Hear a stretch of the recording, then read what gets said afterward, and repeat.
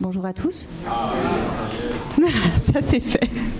Bienvenue, je suis ravie d'être avec vous pour ce cinquième rendez-vous Émulsion organisé par le Crédit Agricole des Savoies, en partenariat avec le Festival de rencontres Livre en Marche et pour la première fois avec Botanique.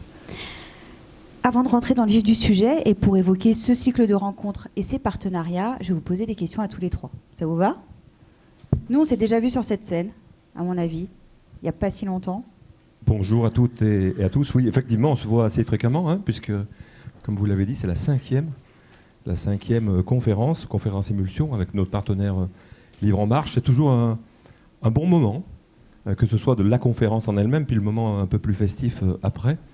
C'est le rôle aussi du Crédit Agricole de pouvoir animer son territoire, partant du principe que nous sommes le premier financeur de l'économie, mais que nous devons plus à ce territoire, de telle façon à amener de la réflexion. Et vous savez que le groupe Crédit Agricole est lancé dans un projet sociétal d'ampleur, axé sur 3 piliers. Le premier pilier, c'est tout ce qui concerne le climat. C'est pour ça qu'on avait fait venir, entre autres, Emma Aziza à Chambéry la dernière fois. Ça a été un grand moment et on a vu que le réchauffement climatique, même si on a eu un mois avec des températures un peu frisquettes, il n'empêche que la température de la Terre est en train de se réchauffer. Il y a le deuxième pilier qui concerne l'inclusion et le bien vivre ensemble. Et on sait ce qu'il en est aujourd'hui de la société, avec une société qui se cherche. Et puis le troisième sujet, c'est tout ce qui concerne la transition agricole et agroalimentaire. Et c'est presque un peu le thème de ce soir, puisqu'on va toucher du doigt les problématiques de sol avec ce titre qui est un peu accrocheur, à savoir quel type de sol, comment va se comporter, a-t-il été détruit. C'est toute la problématique de cette soirée. Et vous êtes une assistance nombreuse, ce qui veut dire que le sujet accroche et vous interroge par rapport à ça. Le but du Crédit Agricole, c'est de pouvoir s'interroger, de pouvoir réfléchir, de faire en sorte de conforter nos idées ou de les infirmer. C'est le rôle de ce type de conférence. Alors oui, c'est la cinquième, donc on a l'habitude de se voir assez fréquemment, mais c'est aussi la première dans laquelle nous associons une belle entreprise, une entreprise du territoire de la Haute-Savoie, à savoir Botanique. Et c'est avec beaucoup de plaisir que nous l'accueillons aujourd'hui, d'une part sur scène, parce que Botanique, c'est emblématique. Ça touche aussi le sol, puisque les végétaux se plantent dans le sol. C'est bien ce que j'ai compris. J'ai des études agricoles, donc il me reste quand même quelques notions. C'est un plaisir de l'accueillir et de pouvoir faire ce type de rencontre avec une entreprise et bien sûr Livre en Marche. Merci Eric Vial. Dominique, vous êtes le président du festival Livre en Marche. Alors, pourquoi ces conférences ? Pourquoi ces thèmes ? Pourquoi ces partenariats ? Eh bien, le festival Livre en Marche, qui a lieu sur ce qui s'appelait la commune des Marches en Savoie, on est en Haute-Savoie, donc je précise un peu la géographie, est un festival qui existe maintenant depuis un peu plus de 20 ans et qui, au fil des années, s'est orienté vers tout ce qui est enjeux sociétaux. On voit que le monde est en train de se transformer autour de nous, que ce soit sur le plan politique, sanitaire, environnemental, climatique.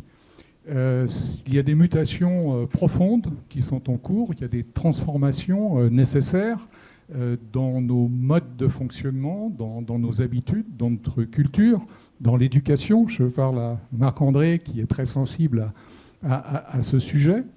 Et au fil du temps, donc, nous avons considéré qu'il y avait quelque chose à faire pour essayer de transmettre de l'information. Et comme le dit notre signature, essaimer la matière à penser. Et cette matière à penser, on a essayé de l'essaimer d'abord au sein du festival, et puis progressivement, nous avons été sollicités par des acteurs économiques, comme le Crédit Agricole des Savoies, mais aussi comme Botanique, pour dire, mais si on veut faire bouger les choses, il faut que le monde économique soit en première ligne pour y arriver. Et quand on s'appelle Crédit Agricole des Savoies, qu'on sait qu'il y a un Savoyard sur 2 qui a un compte normalement à la Banque Verte, on est vraiment en première ligne pour accompagner ces changements. Donc notre mission, notre ambition, c'est d'apporter quelque part de la nourriture un peu intellectuelle au Crédit Agricole, au plus grand nombre, au public, et aussi aux entreprises, puisque nous avons créé un club d'entreprises partenaires avec lesquels nous travaillons sur ces sujets.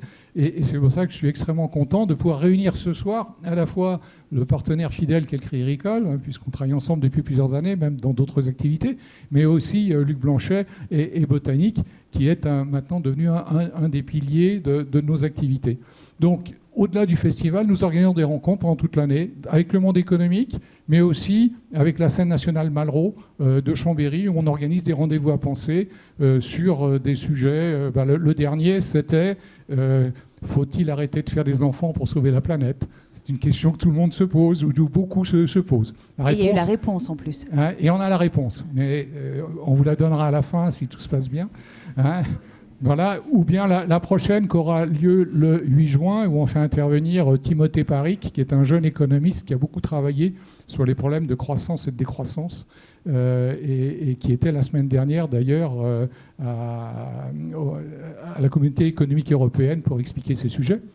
Et puis moi, au-delà de la conférence de ce soir, qui va être passionnante, je n'en doute pas, moi je vous invite aussi à retenir les dates du 30 septembre et du 1er octobre, où vous aurez sur la commune des Marches 14 conférences sur des sujets aussi importants, avec des invités prestigieux, et ce qui me fait très plaisir aussi, beaucoup de jeunesse, beaucoup de jeunes qui s'engagent dans ces transformations. Je ne vous citerai pas de nom parce qu'il nous faudrait beaucoup trop de temps. En tout cas, merci encore Eric, et merci à l'équipe du Crédit Agricole des Savoies de nous accueillir et de nous permettre de nous exprimer et de contribuer à essaimer la matière à penser.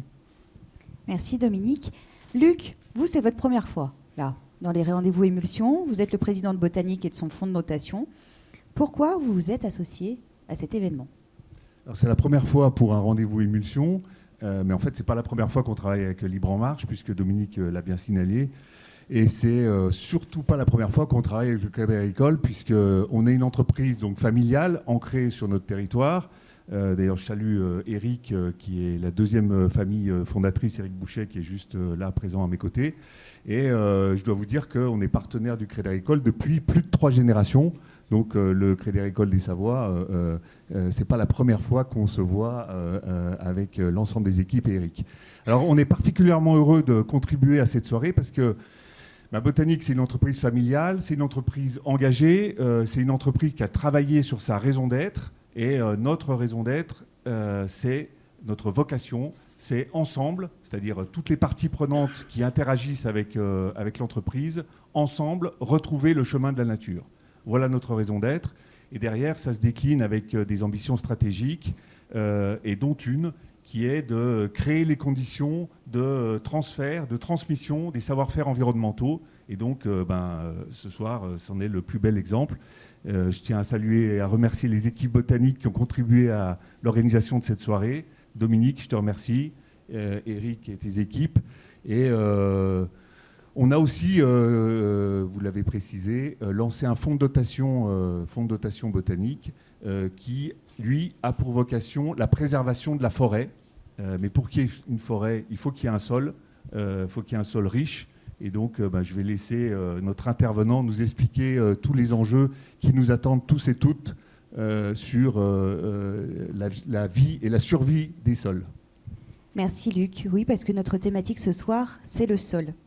Et le sol, c'est l'origine du monde. Il nous rend service, il nous porte, il nous nourrit, il nous protège. Le sol, il est vivant et le sol, il est divers.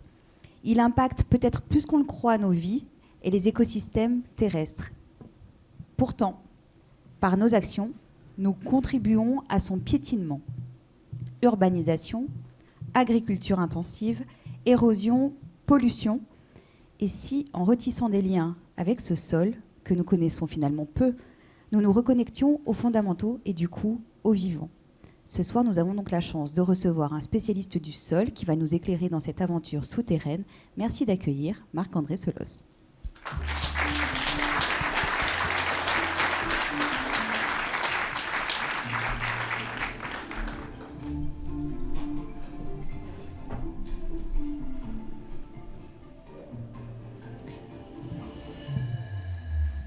Bonsoir.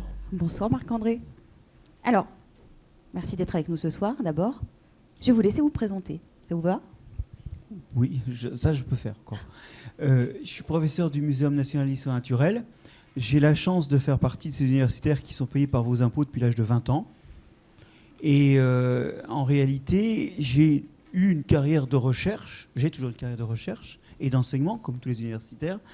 Mais ces dernières années, si je suis rentré au muséum, c'est que je me suis dit que j'ai fait l'observation, on en reparlera peut-être ce soir, qu'il y a une sorte d'embouteillage dans la connaissance. C'est-à-dire qu'il y a une grande production de connaissances dans la recherche, peut-être pas aussi grande et aussi à propos qu'on le souhaiterait, mais il y a une production de connaissances. Et le facteur limitant, bien que cette production ne soit pas nécessairement suffisante, le facteur limitant, c'est quand même ailleurs. C'est dans la transmission aux gens qui, de leurs impôts, ont payé cette recherche. C'est dans la transmission aux citoyens. Et donc aujourd'hui, comme professeur du muséum, je m'investis beaucoup dans la vulgarisation. Bon, pour compléter, je travaille aussi dans 2 autres universités à l'étranger, à Gdansk en Pologne, où j'ai aussi une équipe de recherche, et puis à Kunming en Chine, où je ne vais plus guère. Et de temps en temps, quand vous avez des vacances, vous écrivez des livres aussi.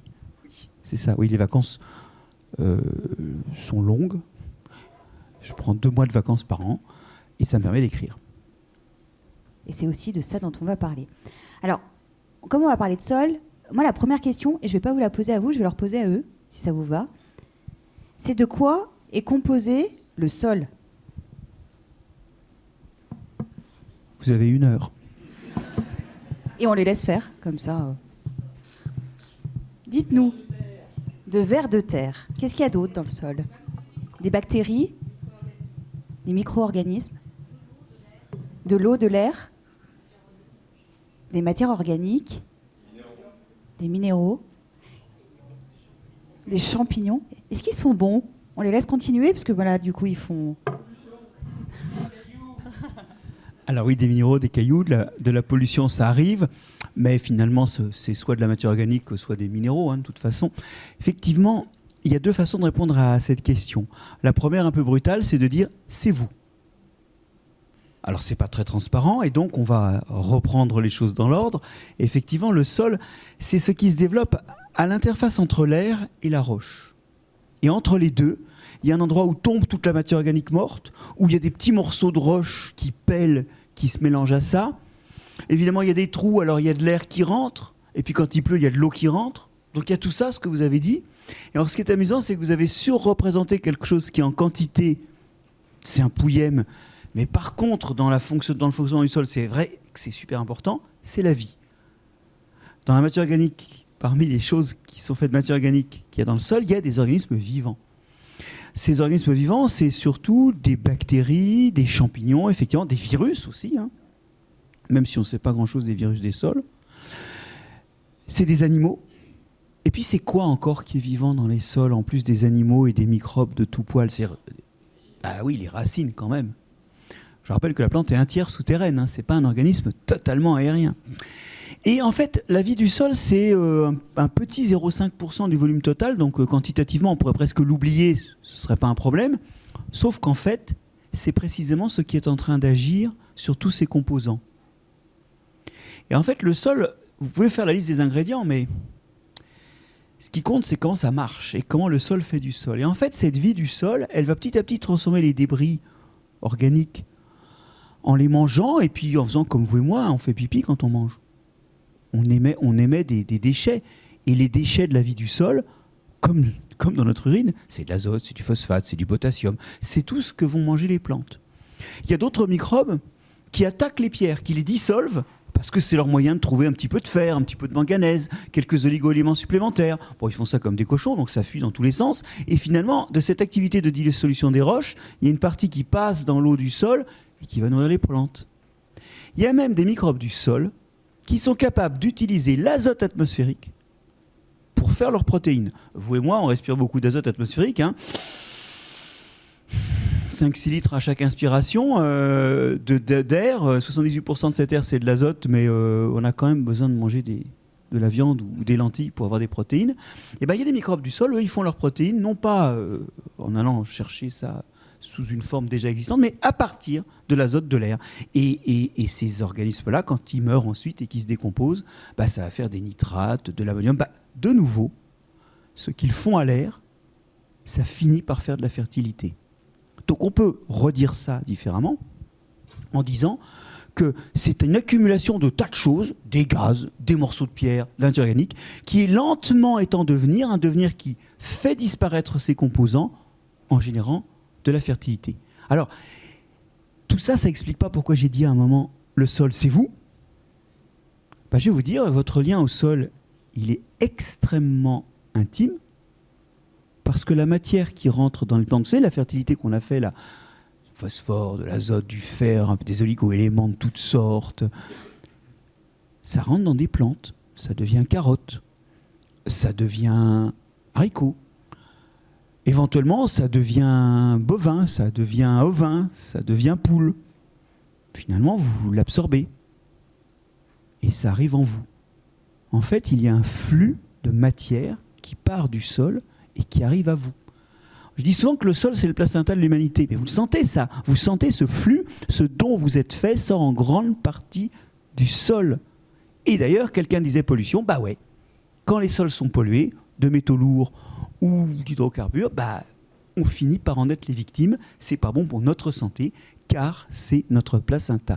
Le sol, c'est nous. Est-ce qu'on a une bonne représentation du sol quand on est là à le regarder comme ça? On vous voit finalement qu'un... Ben là... Pas celui-là, l'autre dehors. Si on parlera d'urbanisation, bien sûr. Oui. Alors, oui, en fait, le sol, il est souvent vu comme une surface. Quand on parle de droit du sol ou s'asseoir sur le sol, il est vécu comme une surface la plupart du temps. Pour 3 raisons. 1, c'est pas transparent, donc les yeux, c'est imprescriptible, comme on dit. On peut pas voir à travers. Bon, mais même si on pouvait voir à travers, le problème, c'est que beaucoup des composants sont petits. Tiens, je vais vous donner un chiffre. Dans un hectare de sol de chez nous, enfin, dans le sol d'un hectare de chez nous, vous avez 3,5 tonnes de bactéries, 1,5 tonne de champignons, donc 5 tonnes, 5 tonnes de racines et 1,5 tonne d'animaux, dont la plupart ne sont pas visibles à l'œil nu. Hein. Ce n'est pas que des vers de terre, c'est des trucs beaucoup plus petits comme des nématodes, des acariens, des machins très très petits, quoi. Donc en fait, la plupart des choses, même si c'est transparent, vous verriez quelques vers, quelques racines, mais vous ne verriez toujours pas les 5 tonnes de microbes, par exemple. Au passage, je vous signale que 5 tonnes de racines, plus 5 tonnes de microbes, plus 1,5 tonne d'animaux, ça fait donc presque 12 tonnes, ça fait entre 150 et 250 moutons, ça dépend de la taille du mouton, à l'hectare. C'est autant, ou 1,5 fois plus que ce qu'il y a en surface de visible, de masse vivante. Ok ? Donc, en fait, même s'il n'y a pas beaucoup en pourcentage de vivants dans le sol, en fait, la vie, elle est dans le sol, dans les écosystèmes terrestres. À moitié ou aux 3/4. Bon. Et donc, pour en revenir à ça, le deuxième problème du sol, c'est qu'une grande partie de ce qu'on verrait s'il était transparent n'est pas visible à l'œil nu parce que c'est minuscule, c'est trop petit. Une bactérie, c'est 1/1000 de millimètre. Un filament de champignon, c'est 1/100 de millimètre. C'est pas pour les yeux, ça. Donc et puis la dernière chose, quand même, c'est que culturellement, c'est sale. Quand on parle de s'enterrer quelque part, ou de quelqu'un en disant qu'il est un cutéreux, ce qui d'ailleurs est assez bizarre, parce que quelqu'un qui produit la nourriture des autres, ça ne peut pas être dévalorisant. Mais bon, quand on dit que c'est quelqu'un qui c'est un cutéreux ou qu'on s'enterre quelque part, c'est pas positif. Donc culturellement, en plus, on n'a pas trop envie de regarder ce qui s'y passe. Et d'ailleurs, moi, dans mes études universitaires, j'ai dû attendre de rentrer à l'école des eaux et forêts pour m'apercevoir qu'il y avait un sol. On en parlait vaguement, mais on n'insistait pas. Ça a changé un petit peu, mais peut-être pas assez pour qu'on comprenne à quel point, pas assez pour qu'on s'y intéresse. Bon, il ne faut pas que je vous dise ça à vous ce soir, vous êtes venus entendre parler, donc je ne peux pas vous faire ce reproche, mais en moyenne, pour les gens... Est-ce que vous pourriez nous donner des exemples de... Qu'est-ce qu'ils font tous ensemble, ces ingrédients ? À quoi ça sert les champignons ? À quoi ça sert les bactéries ? À quoi ça sert tous ces trucs ? Alors, en fait, essentiellement, ça sert à rien qu'à vivre, quoi, parce que la loi de l'évolution est une espèce de loi complètement aveugle où ce qui se reproduit est là à l'épisode suivant.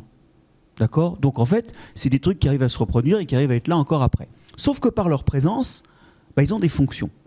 Alors, il faut comprendre que la biodiversité, très souvent, on la voit comme une liste d'espèces, mais souvent, c'est plus compliqué. Et en particulier, quand vous avez des espèces qui sont à un endroit, elles modifient le milieu. D'ailleurs, l'homme ne fait pas exception à la règle. Il modifie son milieu. Par exemple, il modifie le climat. Bon. Donc, en cela, l'homme est profondément naturel. Je ne dis pas que c'est bien de modifier le climat. Je dis juste que modifier son milieu de vie quand on existe, c'est ce que font toutes les espèces. Je vous ai parlé de bactéries qui utilisent l'azote de l'air, et puis quand elles se décomposent, ça devient de l'azote utilisable par les plantes. Voilà une phase. Et du coup, il y a de l'azote utilisable par les plantes dans le sol, alors que normalement, comme il n'y a pas d'azote dans la roche, il ne devrait pas y en avoir dans le sol. Finalement, la présence de tous ces êtres vivants, ça remplit des espèces des fonctions. Voilà. Et ces fonctions, c'est à la fois des fonctions qui vont faire disparaître la matière organique, donc c'est une sorte de fonction d'épuration, si on veut, hein. Techniquement. Vous avez remarqué que quand il n'y a pas de sol, on est obligé de ratisser et de retirer les feuilles mortes, quand c'est gravillonné ou quand c'est bétonné. Quand ça tombe en forêt, Dieu merci, l'ONF n'a pas besoin de ratisser les forêts, ça finit par être... Alors des fois ça prend du temps, des fois il y a une petite couche de feuilles, mais enfin dans une forêt de 150 ans, il n'y a pas 150 ans de feuilles. Donc le sol, il recycle. C'est-à-dire qu'en fait il prend tous ces débris et il opère cette grande fonction dont Pasteur disait que sans cette fonction, l'œuvre de la mort serait incomplète. Il y aurait des cadavres partout. Et ce qui complète la mort, c'est que ces cadavres ils sont lentement intégrés, digérés, mangés et qui redeviennent de la fertilité. Donc, vous avez aussi, j'en ai parlé, le fait que les roches sont petit à petit altérées. Alors ça, c'est un truc dont on ne se rend pas compte. Mais si on voit un sol en accéléré, avec 2 secondes tous les 100 ans, pour 100 ans, le sol, c'est un machin qui s'enfonce. Pourquoi ? Parce qu'en fait, vous avez la vie qui sépare, qui détache des morceaux de pierre, qui commence à les dissoudre, et cette dissolution fait que la roche, elle pèle dans le sol et les morceaux qui pèlent, ils disparaissent très très lentement. Si vous mettez un caillou dans le sol et que vous venez 10 heures après, il n'a pas disparu. C'est pour ça qu'il faut passer le film très vite. Mais en fait, le sol, il est en train de manger la pierre en dessous, qui devient du sol et puis qui s'en va avec éventuellement un peu l'érosion par le vent ou par l'eau.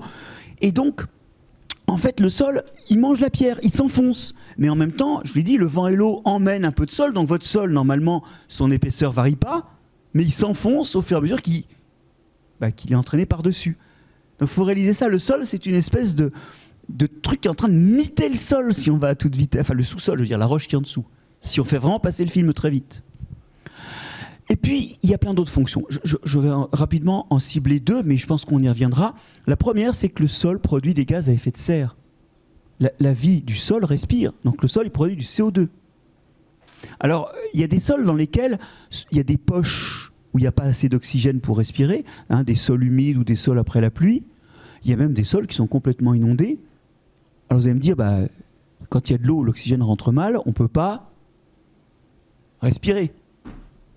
Alors ça, c'est un truc d'organisme de la surface qui croit que respirer, ça se fait à l'oxygène.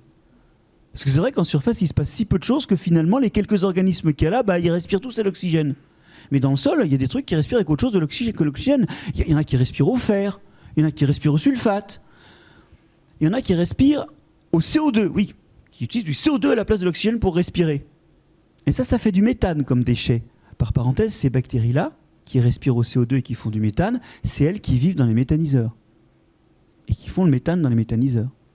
Il y en a qui utilisent le nitrate pour respirer. C'est tordu, hein. Et ça fait un gaz comme déchet qu'on appelle le protoxyde d'azote, ou gaz hilarant. Alors je vous ai cité ces 2 respirations-là, parce que le méthane est 50 fois plus efficace que le CO2 en termes d'effet de serre, et le protoxyde d'azote, lui, il est 320 fois plus efficace que le CO2. Et tout ça, ça ressort du sol. Et ça réchauffe la planète. Et c'est bien, tant qu'on ne met pas trop les doigts sur le thermostat, nous, humains, parce que sans cet effet de serre, il ferait moins 50 degrés sur Terre. Et puis une dernière fonction aussi. Tout à l'heure, je vous ai dit que vous étiez nourri du sol. Et je suis certain qu'il y a 2 ou 3 petits malins qui se sont dit, moi, de toute façon, je m'en fous, je bouffe que du poisson et des fruits de mer. Figurez-vous que la fertilité qui est produite dans le sol, elle sort du sol avec l'eau. Et elle est injectée dans l'océan. Et il n'y aurait pas autant à manger dans l'océan si régulièrement il n'y avait pas une partie de la fertilité du sol qui passait dans les eaux et qui allait faire pousser les algues. D'ailleurs, ça vous le savez, parce que quand on met trop de fertilité dans les sols à cause de des engrais minéraux, ça passe dans les rivières et ça fait des marées vertes ou des marées brunes sur les côtes. Donc ça nous raconte ce chemin. Dans l'océan, normalement, quand il y a un cadavre, il tombe au fond de l'eau, et là, il se décompose. Là, ça donne de l'azote, du phosphate que pourraient utiliser les algues, sauf que c'est entre 5 mètres de fond et 5 km de fond, donc il n'y a pas de lumière, il n'y a pas d'algues.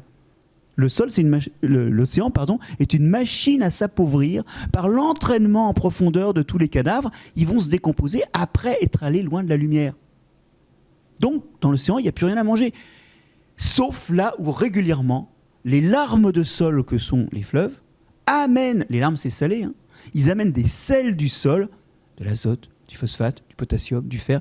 Et finalement, c'est pour ça qu'on pêche sur le littoral. C'est pour ça que les pêcheurs bretons sont désolés du Brexit. C'est qu'ils ne peuvent plus aller sur les littoraux anglais. Et s'ils font le même chemin, un chemin aussi long pour aller au milieu de l'Atlantique, il n'y aura rien à pêcher. Hein. C'est sur le littoral qu'on pêche parce que même les fruits de mer sortent du sol. Donc la fertilité de l'océan, c'est une des fonctions que la vie du sol produit. Vous vous rendez compte que finalement les sols existent beaucoup hors d'eux, en dehors même du fait que nous sommes des expansions du sol par notre alimentation. La fertilité des océans, le climat, tout ça, c'est des choses auxquelles contribuent les sols. Et donc la vie des sols, en fait, la vie qu'il y a dedans. Vous venez d'évoquer l'impact du sol sur le climat. Et dans l'autre sens, c'est quel est l'impact du climat sur le sol ? Alors, l'an dernier, on a eu un été très sec, hein, ça vous a pas échappé. Et je ne sais pas comment c'était dans votre région, mais en automne, on a eu des champignons comme d'habitude, et même c'était une bonne année dans certaines régions. C'était comment chez vous ? Plutôt bien ou personne ne veut utiliser son pouce, là ? Alors, on aurait pu naïvement se dire, oh là là, tous les champignons, ils auront séché, crevé, et puis ça va rien donner. Bah si, ça a donné. Hein. Alors, je vous rappelle que la partie que vous ramassez, c'est une partie qui se développe sur les fameux filaments microscopiques dont je vous ai parlé. Et ces filaments microscopiques, hein, ils sont là toute l'année. Ils accumulent plein de réserves, ce qui fait qu'au moment où ils vont se reproduire, bah, ils font ces gros trucs charnus qui poussent à toute vitesse, comme des champignons. Parce qu'en fait, c'est appuyé sur un réseau souterrain microscopique qui a mis en réserve notamment pendant l'été. Bah, évidemment, ça s'est bien passé. Pourquoi ? Parce que le sol, il est thermostaté.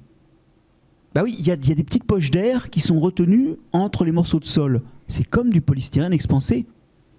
Le sol se refroidit très lentement en hiver et se réchauffe très lentement en été. D'ailleurs, c'est pour ça qu'on met nos caves dans le sol. C'est que c'est thermostaté. Donc, un été très chaud, bon, il sera assez chaud dans le sol, mais pas autant qu'en surface. Un été très sec, alors évidemment, l'eau va s'évaporer du sol, mais, notamment par le biais des plantes, mais il reste toujours un petit peu d'eau dans le sol. Donc en fait, nos excès de température et de sécheresse dans l'année sont tamponnés dans le sol. Et à court terme, des épisodes comme on a eu l'an dernier, ça fait rien. Alors le problème, c'est qu'à long terme, ça va peut-être finir par faire quelque chose. Mais ça tape beaucoup plus fort sur ce qui est en surface. Parce que là, il n'y a pas le sol pour finalement tempérer les excès de sécheresse ou de chaleur. Et d'ailleurs, c'est peut-être une des façons dont la vie dans les sols est la plus affectée, c'est que quand les plantes meurent ou souffrent, ceux des microbes qui sont associés aux racines des plantes, que ce soit des parasites ou des microbes qui vivent en bonne entente avec la plante, ceux-là sont perturbés. Mais disons qu'en dehors des microbes qui sont perturbés parce que les plantes vont mal, dans les sols à court terme, il ne se passe pas encore grand-chose. L'inquiétude, c'est à terme. Non seulement parce qu'à terme, les plantes qui sont en surface auront beaucoup plus souffert, donc les microbes associés aux plantes auront souffert, mais aussi parce que finalement, tous ces systèmes y résistent, mais quand même, à force de taper dedans, on va sans doute finir par... Mais en fait, le sol est sans doute ce qui est le moins affecté par le changement climatique chez nous. Vous dites à terme comme si aujourd'hui il n'était pas encore impacté. C'est ça. Aujourd'hui, on ne peut pas dire qu'on a des preuves de souffrance des sols. Par contre, on voit qu'un certain nombre de champignons, ça se voit bien, c'est facile à repérer, commencent à remonter vers le nord. On commence à avoir de la manite des Césars, ce délicieux champignon méditerranéen, on commence à en voir sortir dans des forêts autour de Paris. Et la zone de culture de la truffe remonte. Donc on sent qu'il se passe des choses. Mais on ne peut pas dire que les sols sont aussi directement affectés que ce qui se passe en surface, qui commence à être drastiquement affecté par le changement climatique. Mais inversement, ces sols, ils ont un rôle à jouer sur le climat. Ça, c'est sûr. Moi, j'ai une question sur les gestes, nos gestes, qui impactent le sol. Et notamment parce que, je ne sais pas si vous avez vu, mais on est dans un endroit qui s'appelle le Crédit Agricole des Savoies. Comment les pratiques agricoles modernes, elles jouent, elles impactent le sol? Alors, on va prendre les pratiques occidentales, hein, parce que on va y revenir, tout le monde n'a pas forcément fait comme ça. Hein. Nous, on fait plusieurs choses qui vont pas. Enfin, qui vont à court terme, et c'est pour ça qu'on les fait. Mais qui en fait abîment les sols et donc diminuent la capacité des sols à produire plus tard. En fait, pour revenir à des activités du crédit agricole, c'est comme si vous avez un capital et qu'au lieu d'encaisser juste les intérêts en maintenant le capital, vous commencez à prendre un peu du capital chaque année. Donc, vous avez plus. Mais en fait, à long terme, c'est un peu suicidaire. D'accord ? Et donc, notre façon de gérer les sols, elle a augmenté à court terme la production. Et d'ailleurs, c'était le cahier des charges dans l'après-guerre. Et d'ailleurs, à la sortie du 19e, on avait quand même une famine tous les 5-10 ans en Europe. Ça a disparu. Et après-guerre, on a carrément eu à grande suffisance parce qu'on a trouvé ces méthodes. Mais ces méthodes, on s'en aperçoit maintenant, elles sont ruineuses à long terme. J'en prendrai 3 exemples. Le premier, c'est le pire. C'est le labour. Alors, ça paraît curieux, parce que le labour, c'est vraiment le geste agricole par excellence. En Occident, et un peu en Asie. Parce que les Amérindiens, ils ont bâti d'énormes civilisations sans une seule charrue, ni un seul animal de trait. Vous savez, quand vous n'avez pas d'animaux de trait, hein, vous ne labourez pas. C'est trop dur. Le labour, bon, c'est génial parce que ça permet de bien mélanger le sol et notamment quand l'eau passe, elle emmène en profondeur toute la fertilité. Ça permet de bien remonter la fertilité. Ça fait des trous, donc ça aère le sol et l'eau rentre plus. Trop bien. Et puis ça désherbe surtout. Trop bien. Sauf que, comme le sol est plus couvert après et que vous l'avez foutu en vrac, bah ça s'érode plus vite. C'est-à-dire que l'eau qui passe entraîne plus vite le sol. Le sol s'érode 10 fois plus vite. Et là, au lieu, si maintenant vous passez le film très vite, tout à l'heure sur un sol normal, il y avait de l'érosion, donc le sol, il s'enfonce, mais en même temps, il gagne sur la pierre puisqu'il la mange. Donc le film que je passais très vite tout à l'heure, c'est un sol d'épaisseur constante qui s'enfonce en mangeant la pierre, d'accord ? Le sol agricole, c'est un sol qui certes s'enfonce, mais son toit s'enfonce plus vite que sa base. Vous y êtes ? Et à la fin, au bout de 5-6 000 ans, bah, ça donne les sols méditerranéens. Quand vous visitez les grandes villes de l'Antiquité grecque ou romaine, vous avez des grandes plaines désertiques ou caillouteuses autour. Est-ce que vous pensez vraiment qu'ils ont installé leur ville là où il n'y avait rien à bouffer ? Où est Paris ?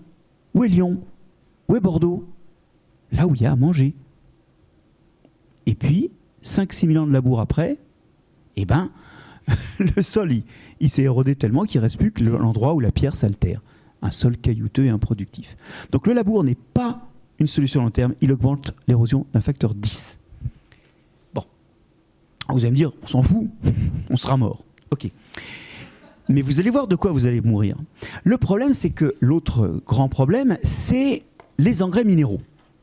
Les engrais minéraux, ils nourrissent les plantes, elles poussent plus vite, d'accord ? Alors, comme on en met beaucoup, il y a des fuites, et éventuellement dans l'eau et sur les rivages, ça se passe mal.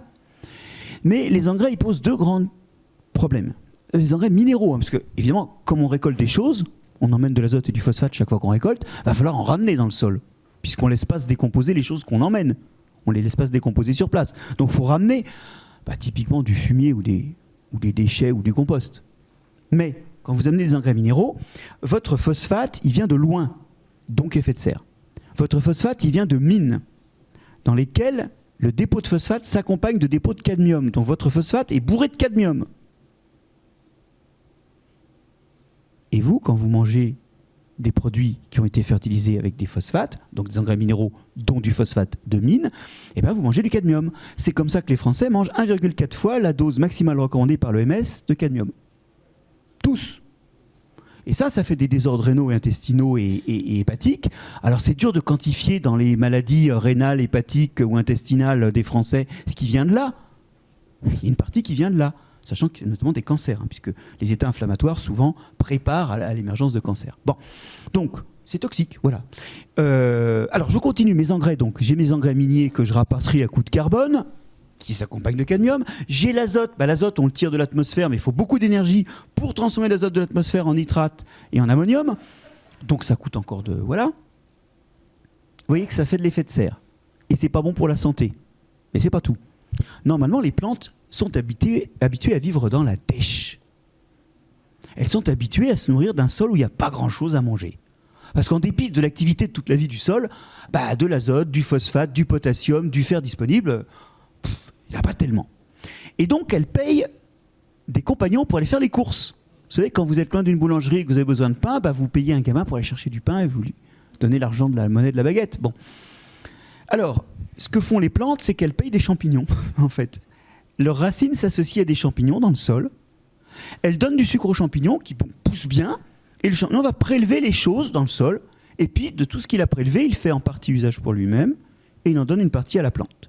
Vous les connaissez ces champignons? J'en ai cité 2 déjà, la manite des Césars et la truffe. C'est des champignons dont les parties souterraines en fait vivent associées aux racines des plantes. Elles se sont spécialisées dans l'extraction des ressources utiles à elles et aux plantes. Et par contre, pour le carbone, ça vient de l'arbre. C'est des produits de la photosynthèse de l'arbre qui les nourrissent. C'est pour ça qu'on ne fait pas de truffes sans planter d'arbres. Ok? Donc, cette association-là, elle marche, mais quand la plante reçoit plein d'azote, plein de phosphate,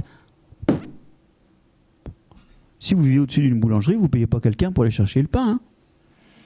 Elle se déconnecte du champignon. Alors vous allez me dire, c'est pas grave, Marc-André, puisqu'on met des engrais. Ah oui, mais il y a un détail. C'est qu'au cours de les 400 millions d'années, ça fait 400 millions d'années que ça dure, cette alliance entre les plantes et les champignons. Au cours de ces 400 millions d'années, les champignons, ils ont acquis des façons de protéger la plante. Oh, pas parce qu'ils veulent être gentils avec la plante, hein, mais c'est quand vous mangez ce que la racine vous donne, plus la racine est en bonne santé, plus vous mangez, plus vous faites de descendants. Si par hasard vous avez un trait qui protège des nématodes de parasites du sol, si vous avez un trait qui protège des champignons parasites du sol, si vous avez un trait qui permet d'éliminer les racines des plantes concurrentes, bah, la plante et ses racines vont se développer mieux et vous aurez vous-même un meilleur développement et plus de descendants. Donc ils ont acquis des façons de protéger les plantes qui les protègent eux-mêmes, au fond, qui les nourrissent mieux. Et donc, quand vous enlevez les champignons mycorhiziens, les plantes deviennent plus sensibles aux maladies. Et ça a été masqué parce qu'au moment où émergeaient les engrais, on a vu émerger les engrais minéraux, j'entends, parce que les engrais organiques, il y en a toujours eu. Au moment où sont émergés les engrais minéraux, émergeait aussi tout un tas de pesticides, bactéricides, fongicides, insecticides, qui ont masqué cette sensibilité accrue aux maladies. Et donc, on a plus besoin encore de ces produits-là. Et ces produits-là, c'est mon 3e item. Donc, j'ai dit, labour, pas bon à long terme. Les engrais minéraux, pas très bons ni pour la santé, ni pour le climat, ni finalement pour la défense des plantes. Bizarrement, hein, ce qu'on mange peut nous rendre plus fragiles. C'est vrai pour les plantes aussi. Le 3e point, c'est tous ces produits que l'on met sur la plante et qui finissent dans le sol. Oui, parce qu'ils finissent dans le sol. Regardez la chlordécone, par exemple, hein, cet insecticide qui a été utilisé dans les Caraïbes, c'est 700 ans le temps de vie dans les sols. Et je vais vous dire, c'est 700 ans, non pas pour que ça se dégrade, c'est 700 ans pour que ça sorte. Mais comme ça sort toujours pas dégradé, ça fait qu'aujourd'hui on pêche plus sur les côtes qui sont juste en dessous des bananeraies traitées autrefois à la chlordécone. Étudiez bien ça parce que ça nous rappelle ce chemin qui va des sols dans les océans de nouveau. Donc en plus, ça peut polluer autour. Et finalement, on se retrouve à payer, nous, des impôts locaux pour nettoyer l'eau des pesticides ou des résidus de pesticides qu'elle contient. Puis des fois, on découvre, comme récemment, avec la chlorothalonide, qui était un pesticide qui est maintenant interdit, mais qui a fait un dérivé qu'on ne connaissait pas. Et le dérivé, il est super toxique. Et on découvre que voilà, la moitié des eaux potables de France, en fait, ne sont pas potables parce qu'il y a ce dérivé qu'on ne connaissait pas. On se retrouve, nous, à payer. Et ça ne suffit pas, visiblement, parce qu'il y a des fois où on ne connaissait pas les produits dérivés toxiques. On se retrouve à payer des impôts locaux pour nettoyer l'eau, alors que normalement, le sol nettoie l'eau. D'ailleurs, on paye aussi des impôts, des fois, locaux pour nettoyer aussi les excès d'azote dans l'eau. Donc, on retrouve des fois des problèmes avec les excès liés aux engrais. Donc, finalement, on se retrouve avec des sols qui sont aussi intoxiqués. Alors, plaine de Chizé, par exemple, hein, on a quand même 60% des sols qui sont pollués par au moins... 80% des sols qui sont pollués par au moins un insecticide et un fongicide et un herbicide. Et à l'échelle mondiale, les sols pollués, c'est 61% des sols agricoles. Alors cette pollution, elle va dans l'eau, mais en fait, au risque de me faire arracher les yeux par certains collègues, elle va aussi dans les plantes. Et donc dans les aliments. On fait quoi du coup ? Déjà, on examine attentivement ce que faisaient les Amérindiens, par exemple. Oui, parce qu'on est arrivé, on leur a enseigné comment faire de l'agriculture assez primitif. Sauf qu'on a peut-être pu regarder d'un peu plus près qu'est-ce qu'ils faisaient. Eux, ils ont fait de l'agriculture sans labour.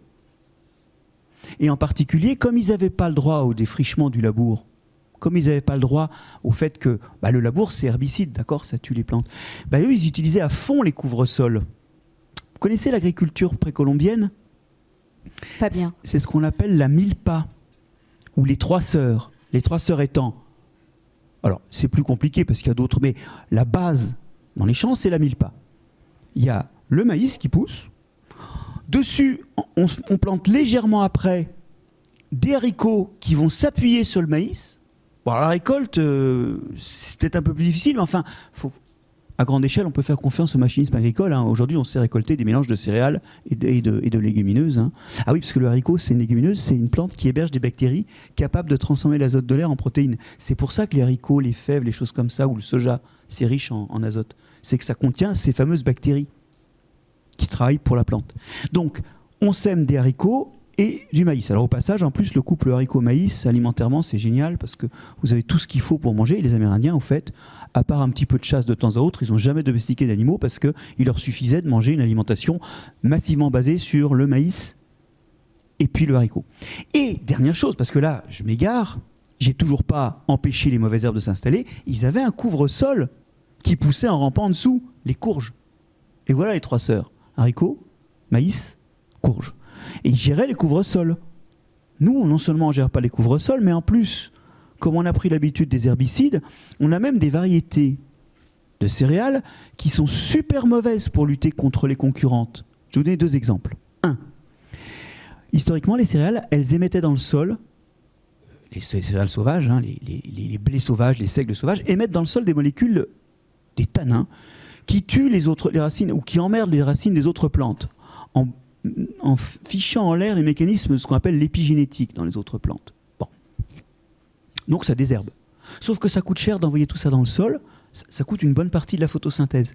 Et quand on a sélectionné des variétés qui produisent beaucoup de graines, c'est à un moment où on commence à avoir des herbicides, on a bien sûr sélectionné des variétés qui n'émettent plus ces substances et qui utilisent au contraire l'énergie qui servait, et les ressources qui servaient à faire ces herbicides naturels pour faire plus de graines. On se retrouve avec des plantes qui sont dépendantes des herbicides. Mais c'est pas tout. Quand on met des herbicides, faut pas que ça séjourne sur la plante. Donc les meilleures variétés de blé sont celles qui ont les feuilles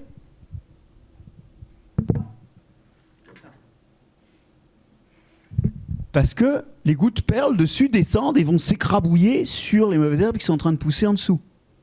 Ouais, mais si vous avez les feuilles redressées, vous ne faites pas d'ombre. Donc vous laissez place à la concurrence. Vous y êtes ? Et aujourd'hui, il y a des gens qui développent des variétés de blé avec des feuilles comme ça. J'aime bien vous voir faire tout ça. Des feuilles qui montent et qui couvrent le sol. Bon, c'est des détails. Mais vous voyez qu'en fait, dans nos pratiques, en plus, on a créé on a maintenant des variétés de plantes qui sont dépendantes de ces gestes. Donc, voilà. Il y a des façons de faire différemment. Il y a des façons de récupérer sur le matériel végétal des propriétés intéressantes qu'on a perdues. Il y a des façons d'utiliser, de composer le champ avec des couvre-sols. Et d'ailleurs, en Asie, il y a des couvre-sols permanents, hein, des arachides rampants, qui sont des plantes qui fixent l'azote de l'air grâce à des bactéries aussi, et qui rampent comme ça. Et en fait, on sème directement dessus tous les ans. Et ça commence chez nous, hein. On commence à avoir des couverts semi-permanents, ou qu'on renouvelle tous les 3-4 ans, dites-moi si je me trompe, de certains trèfles. Donc, il y a des stratégies comme ça. Il y a de l'agriculture sans labour en France. Donc, alors, voilà, c'est pour dire qu'il y a les idées techniques, les choix d'espèces et puis les variétés. Et effectivement, il y a en France des gens qui ne labourent pas. C'est notamment les agriculteurs de l'Association pour une agriculture durable, l'APAD, qui font des produits logotés au cœur du vivant. Et ces gens-là, alors, ils labourent pas, et ça a 3 effets positifs au moins. 1. Les trous du sol sont ceux faits par les vers de terre, par les racines qui meurent, par les petites bactéries qui se déplacent. Ces trous-là sont des trous très stables. Parce qu'après le labour, les trous, ils s'écroulent. Mais là, c'est des trous qui sont enduits de restes de racines, enduits de mucus de vers de terre. C'est des trous très stables. Donc c'est des sols qui stockent bien l'eau. Comme ils ne sont pas violemment aérés, la respiration se fait, mais elle est plus lente. La matière organique dure plus longtemps. Donc c'est des sols plus riches en matière organique. Ce qui a 2 effets. 1, la matière organique, ça retient l'eau. 1% de matière organique en plus dans le sol, 10 mm d'eau retenue. On aimerait bien en avoir beaucoup dans nos sols. Ah ben oui, mais on laboure. Quand on laboure, on aère et on encourage la respiration des survivants au labour. Et les sols agricoles ont perdu depuis 1950 la moitié de leur matière organique en Europe. La moitié. Et ça, c'est autant de capacité à retenir de l'eau en moins. En plus, la matière organique du sol, bon alors, je vais vous le faire. C'est ça. Vous êtes prêts ? Je vais vous faire quelque chose que vous n'avez jamais fait de votre vie. Voilà. C'est ça. Alors, ça retient l'eau. Hein. Vous savez que le mucus qu'on a dans le nez, il retient l'eau, puisque même il le retient tellement que des fois en hiver, quand il y a beaucoup de condensation, ça commence à... Il y a tellement d'eau dedans qu'il commence à s'écouler. C'est la goutte au nez. Bon. Mais ça, c'est aussi un truc assez collant, non? Une fois qu'on l'a retiré, le morceau, ben...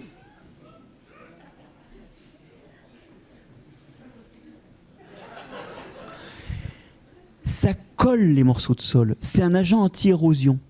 Dans les Hauts-de-France, on commence à avoir des endroits où quand il pleut, le sol fait de la boue. Et c'est cool, parce qu'il n'y a plus assez de matière organique. J'ai des photos où on voit des coulées de boue alors qu'il y a 1 mètre de dénivelé sur 250 mètres. Donc ce qui se passe, c'est que cette matière organique, on peut souhaiter l'avoir là parce qu'elle retient l'eau, parce qu'elle retient le sol et qu'elle lutte contre l'érosion. Et en plus, vous savez, tout ça, c'est autant de CO2 qui n'est pas dans l'air. C'est un puits de carbone, c'est du stockage de carbone. Donc on en a vraiment envie. Donc cette agriculture, elle va augmenter la quantité de matière organique, augmenter la rétention d'eau, à la fois parce qu'il y a plus de trous stables et parce qu'il y a plus de matière organique, mais c'est pas tout. Ce sol-là, c'est un sol où la vie est plus active parce que vous déchirez pas les filaments de champignons quand vous travaillez le sol, vous mettez pas les vers à l'air libre. Vous avez déjà vu des oiseaux derrière une charrue ou derrière un système pour griffer le sol. Ils sont là en train de décimer la vie du sol. D'accord ? Donc vous avez beaucoup plus de vie. Alors il y a juste un problème. C'est qu'à un moment, il faut défricher. Notamment quand vous allez planter votre culture finale, là, vous allez planter, il faut enlever tout ce qui traîne. Comment fait-on ? Ces formes d'agriculture sont nées avec les premiers herbicides. On passe un herbicide et après, il n'y a plus de concurrence et on sème les graines en les enfonçant avec une roue crantée dans le sol. Voilà. Et on utilise du glyphosate. Alors, je vous vois lever des yeux au ciel. Hein. J'ai même quelqu'un qui a manqué de s'évanouir au premier rang. En fait, malgré le glyphosate, ces formes d'agriculture, on a 25% de vie en plus dans le sol.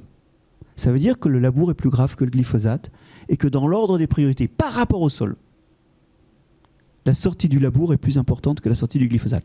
Le glyphosate, c'est très mauvais pour les champignons associés aux racines des plantes, c'est très mauvais pour les vers de terre, donc l'étape suivante, ce sera de s'en passer. Mais vous savez, vous allez me dire, alors je préfère l'agriculture bio. Non. L'agriculture bio, elle a une vertu qui est de ne plus utiliser certaines molécules toxiques, oui, mais elle laboure. Et les sols en bio ne sont pas forcément plus vivants, excusez-moi, mais c'est les faits, qu'en conventionnel. Le bio, ou l'agriculture dite de conservation, on va donner son nom. Le bio, c'est 12% de la surface agricole utile. L'agriculture de conservation qui ne laboure pas, c'est 4%. Ce sont des pas dans la bonne direction, mais des pas incomplets. Et il faut que collectivement, nous gérions demain, par le biais d'une recherche, puis d'aide à la conversion, que nous gérions les pas suivants. Mais vous voyez, il y a des imperfections parce que dans le bio, on gère la santé humaine et celle de l'agriculteur. Dans l'agriculture de conservation, on gère la santé des sols. Un jour, il faudra qu'on arrive à gérer les deux. Néanmoins, il y a déjà des gens qui travaillent sans labourer. Et aujourd'hui, certains expérimentent des cultures qui gèlent en hiver dans les régions où il fait froid. Et là, il n'y a plus besoin de glyphosate. Vous plantez un truc qui gèle, c'est nickel en février. D'autres utilisent l'élevage. Il lâche des bestioles qui broutent tout avant les semis. Alors c'est difficile dans une agriculture qui a spécialisé les régions entre élevage et agriculture végétale. Mais il y a une certaine complémentarité à retrouver, parce que je rappelle que les animaux, c'est eux qui font le fumier, et éventuellement c'est eux qui peuvent entretenir le couvert, c'est-à-dire raser ce qui a poussé avant le semis suivant, sans utiliser d'engrais. Donc il y a des perspectives pour demain faire une agriculture dite de conservation sans glyphosate. Mais d'ores et déjà, il y a des agriculteurs qui ont trouvé que leur sol n'allait pas bien et qui ont déjà pris une mesure, je ne laboure plus. On vient de parler agriculture, je voudrais qu'on parle un petit peu de la construction. Comment la construction, elle impacte le sol? Dans ce qui vient de précéder, on était un peu en train de montrer l'agriculture et l'agriculteur comme problème. En fait, les agriculteurs ne tuent pas les sols et contrairement à une rumeur répandue, il n'y a pas de sol mort en France. Enfin, si, il y en a, mais justement, pas de sol agricole mort. Ça n'existe pas, ils sont tous vivants. Moins, certes, c'est-à-dire qu'il y a moins d'organismes, donc les fonctions qui font la fertilité, qui font les trous du sol, ces fonctions sont amoindries, mais ils sont vivants encore. Les sols morts, c'est une histoire de citadins. C'est les gens qui bétonnent, c'est les gens qui bitument, c'est le Grand Paris. Le Grand Paris, c'est une tuerie de sol. C'est ça qui tue les sols, c'est l'artificialisation. Alors là, on tombe dans un sujet un peu chaud, hein, puisque vous savez que le gouvernement... Alors, c'est marrant parce que, en fait, je vais vous le décrypter cash. Hein. Quand le gouvernement a été convaincu de faire voter une loi zéro artificialisation nette, on dit ZAN, pour faire court. Dans le cadre du paquet climat et résilience, en fait, ils ne sont pas du tout. Ils étaient tellement nuls en pédologie et en sol qu'ils ne se sont pas rendus compte de ce que ça voulait dire. Et donc, on a voté un système où, en 2050, on ne pourra plus artificialiser, c'est recouvrir des sols, sans en découvrir autant. Ce qui veut souvent dire qu'en fait, on ne pourra plus du tout artificialiser. Voilà. Avec un objectif que chaque commune diminuera d'un facteur 2 son artificialisation à mi-temps en 2032. Vous y êtes des crues progressives. Qui est injuste, parce que finalement, si vous n'avez pas artificialisé ces 15 dernières années, ben, vous avez fait 0, donc 0 que divise 2, vous avez droit à 0 d'ici 2032. Alors que si vous êtes comporté comme des gougnafiers, Paris peut gagner 2 ou 3 fois sa surface encore, hein, avant d'arrêter d'artificialiser. Bon, bref. Revenons là-dessus.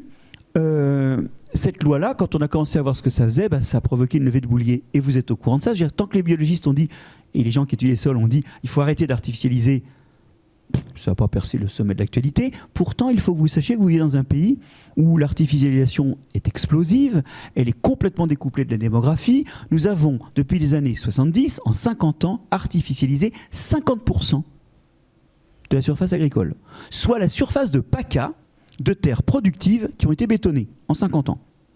Alors ça, c'est gravissime, hein, parce que quand vous débétonnez, vous ne pouvez pas retrouver la fertilité, vous ne faites pas des champs de blé tout de suite. Hein. Et d'ailleurs, souvent, quelqu'un parlait de pollution, bah, vous découvrez que sous la ville, y a des hydrocarbures, il y a des métaux lourds, et donc il faut d'abord dépolluer. En fait, nous artificialisons à une vitesse qui est incompatible avec le fait que le changement climatique qui arrive va faire que la productivité va, jusqu'à ce qu'on trouve des bonnes variétés, des bons itinéraires culturels éventuellement, la productivité va baisser et qu'on va avoir faim. Parce qu'à un moment, ça va cesser l'exportation de denrées alimentaires entre pays qui ne sont pas à suffisance. C'est ça le truc. C'est que vu le changement climatique, il faut arrêter d'artificialiser. Or, cependant qu'avec quelques autres, nous publions des tribunes qui ne passaient jamais dans le monde papier, mais toujours dans le monde en ligne, pour dire attention, attention, attention. Quand par contre le politique s'est emparé de la chose pour dire ah non, on peut pas, parce qu'on peut plus faire de logements sociaux, parce qu'on pourra même pas faire de pistes cyclables, me disait un élu vert d'une commune, parce qu'il y a un vrai problème dans notre mode de développement des communes et des collectivités territoriales, mais c'est un problème collectif, hein, c'est pas que le problème des élus. Quand eux ont commencé à faire du barouf, déjà le Sénat a commencé à dévisser, à dézinguer par plein d'exceptions, à totalement dévitaliser la loi, et là j'apprends aujourd'hui que le gouvernement propose des systèmes d'exception pour les petites communes, et en fait, ça va continuer comme avant. C'est toujours cette connerie. Pas plus d'1,5 degré, pas plus de 2,5 degrés, pas plus de 3,5 degrés, pas plus de 4,5 degrés. Vous souriez, mais c'est vous qui votez. Et moi. Et c'est ce qui est en train de se passer. Alors même que 10% de la surface agricole utile enfouie sous du béton ou du bitume depuis 1970, les villes sont au milieu des zones les plus productives. C'est donc pas 10% de la capacité à produire, mais je ne sais pas combien, mais je dirais bien 15 à 20% de la capacité à produire qui a disparu. Oui, 15 à 20%. Et après on me dit, Marc-André, avec tes histoires d'agriculture qui labourent pas, la production risque de chuter de 10%. Bah ouais, alors, on continue d'artificialiser ? Il y a un vrai problème de vision globale là. Et alors, c'est pour ça que je suis ravi de parler avec vous ce soir, parce que je ne veux pas juste agiter les monstres. Vous sentez que l'agriculture de conservation est un premier pas dans une bonne direction. Vous sentez que la loi ZAN est un pas dans la bonne direction. Il y a moyen d'espérer. Sur le sol, nous n'avons rien fait d'irrémédiable. Mais il faut qu'on s'y mette. Et on ne s'y mettra que si on a une compréhension globale de ce qui se passe dans le sol et des enjeux. Et c'est pour ça que je suis extrêmement content d'être avec vous ce soir pour essayer de vous dire ce que j'en conçois. C'est parce qu'on n'a pas conscience qu'on ne réagit pas plus rapidement ? Je pense qu'il y a de la bonne foi dans le fait que des fois on achète un produit moins cher sans se rendre compte qu'en fait on est en train de l'arracher de la bouche de ses enfants parce que la façon de dealer les produits ne permettra pas à nos enfants de marcher de la même façon. Des fois on le fait de bonne foi. Parce que justement l'ignorance tue. Et quelque part on peut se demander pourquoi l'école n'arrive pas mieux à transmettre les valeurs importantes de ce que ça veut dire être vivant et gérer des écosystèmes. Alors, je ne l'ai pas amené, mais d'habitude, j'agite à ce moment-là l'outil avec lequel moi je gère les écosystèmes, que je partage sans doute avec beaucoup d'entre vous, c'est la carte bleue. C'est ça qui gère les écosystèmes. C'est facile de dire que les agriculteurs font des saletés, ou que les aménageurs font des saletés. La question, c'est à un moment, vous payez un produit. Bon, vous cautionnez ce que ça impliquait d'artificialisation ou de pesticides dans le sol. Vous et moi, en fait, on a un pouvoir de décision aussi. Du coup, si vous le prenez en négatif, vous retournez pleurer à la maison en disant « Qu'est-ce que j'ai fait de ma vie et de ma carte bleue ?» Mais si vous le prenez en positif, demain, votre carte bleue, elle peut faire les choses mieux. Si vous savez un peu quelles sont les choses importantes et comment piloter ça. Et donc, l'ignorance peut tuer parce qu'effectivement, le changement climatique ou l'artificialisation tueront. Mais ça peut aussi, à l'inverse, la connaissance peut permettre de se débrouiller un peu mieux. Je ne dis pas qu'on sait tout et qu'on fera tout bien. Mais ça vaut mieux que d'acheter aléatoirement des produits sans trop savoir qu'est-ce qu'ils impliquent sur l'environnement et surtout pour notre descendance.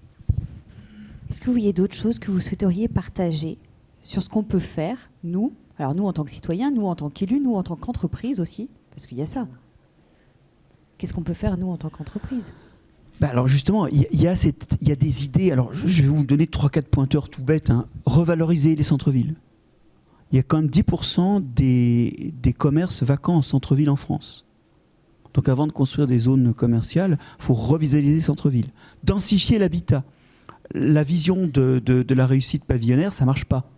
Il faut un habitat semi-dense. Je n'ai pas dit qu'il faut des tours clapiers. Je peux vous dire, j'enseigne à Kunming. Il y a 1 heure entre l'aéroport et la fac, et c'est 1 heure où il y a des tours de 40 étages qu'on voit très bien quand on est sur le 4e tablier d'autoroute, parce que ceux du dessous, c'est un peu à l'ombre. Bon, je ne pense pas à un habitat clapier. Je pense à un habitat semi-densifié, du 3-4 étages, voilà, avec de la verdure entre, c'est pas l'enfer. D'ailleurs, cet habitat, il doit intégrer de la nature, et les toits plats, c'est quand même un endroit où mettre les sols qu'on a enlevés quand on a construit la maison. Ou créer des sols pour produire un complément alimentaire. On ne va pas faire des kilos de blé, c'est sûr, mais enfin, on peut faire un complément alimentaire sur des toits plats. En plus, le sol, c'est isolant, vous vous souvenez ? Ça va empêcher votre maison de se réchauffer en été et de se refroidir en hiver. Bien mieux qu'un vêtement. Bon. Ensuite, alors ça c'est un exemple. Je vais zapper tout le reste et me concentrer sur un seul pour terminer. C'est l'enseignement, vous le sentez bien. Si on enseigne à la génération suivante comme on a enseigné à la précédente, même cause, mêmes effets. Elle va refaire la même chose. Et nous, je peux dire nous, parce que je ne vois pas beaucoup de très jeunes dans la salle, alors que ceux qui ont moins de 25 ans me pardonnent, nous, on a fait des conneries de toute bonne foi, parce qu'on n'avait pas les éléments pour décider différemment, pour voter différemment. Donc il faut absolument que pour les jeunes, on enseigne beaucoup plus ce que ça implique d'être vivant, ce lien. Donc je vous ai dit qu'il est très très intime aux écosystèmes. Il faut absolument que la génération suivante ait plus d'outils pour choisir ça. Qu'est-ce que ça veut dire ? Ça veut dire plus de SVT, 1 heure par semaine. C'est un pur scandale. Tolérer aujourd'hui que l'apprentissage de l'être vivant, ce soit 1 heure par semaine, nous sommes collectivement coupables de bousiller la vie de la génération suivante, comme nous avons bousillé, d'une certaine façon, nos vieux jours avec du cadmium et des pesticides, parce que Alzheimer et Parkinson, excusez-moi, mais ça sort de quelque part quand même aussi. Bon, nous sommes tous coupables de laisser nos enfants aussi démunis de ces outils-là. Et pour être véhément jusqu'au dernier point, il n'y a pas à l'école primaire d'ambition, de formation à la vie et aux écosystèmes.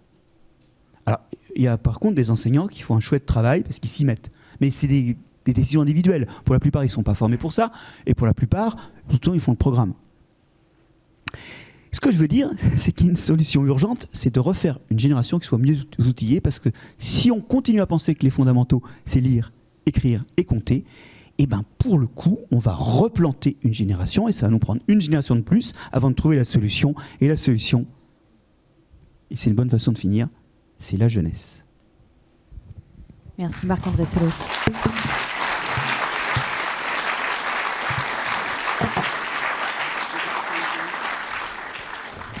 C'est à vous, puisqu'il nous reste encore quelques minutes pour vos questions, si vous en avez à Marc-André. Vous me faites un signe.